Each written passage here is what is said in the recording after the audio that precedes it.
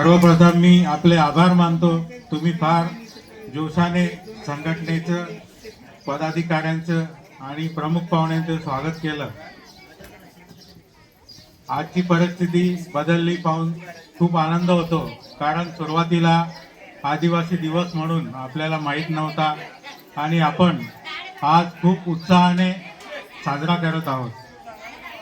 सुरुवातीला परिस्थिती अशी होती की 2007 मध्ये आम्ही धानोऱ्याला वैद्यकीय अधिकारी असताना तिथं आम्ही पहिल्यांदा आदिवासी दिवस साजरा केला। तर बिरसा मुंडांचं एक तैलचित्र आम्ही त्याची मिरवणूक काढली होती। तर लोकांना त्या चित्राचं म्हणजे बिरसा मुंडांचं व्यक्तिमत्वच माहीत नव्हतं, की लोक विचारायचे की ही मिरवणूक कोणाची काढताय, काय काढताय, कशासाठी काढताय। तर अशी परिस्थिती होती। परंतु आज जेवढे गाणे सादर केले विद्यार्थ्यांनी, नृत्य सादर केले, तर प्रत्येक गाण्यामध्ये बिरसा मुंडा यांचं नाव घेण्यात आलं।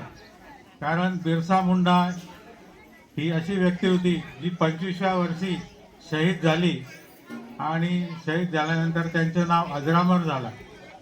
या देशामध्ये स्वातंत्र्य लढा इंग्रजांविरुद्ध दिला, परंतु सर्वात प्रथम जो लढा दिला तो आदिवासींनी दिला आणि सर्वप्रथम इंग्रजांविरुद्ध आंदोलन पुकारण्याचं काम आपल्या बिरसा मुंडांनी केलं। म्हणून त्यांचे कार्य खूप महान आहे आणि ते प्रत्येक आपण बालकाने आठवणीने ठेवा आणि त्यांची कथा आपण स्मरणात ठेवा।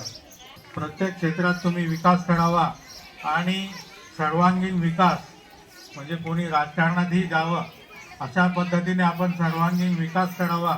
आणि बरेच विद्यार्थी इथं कलाकार दिसत आहे, त्यांनी कला क्षेत्रात सुद्धा पुढे जावं अशी मी त्यांना एक हे करतो, शुभेच्छा देतो।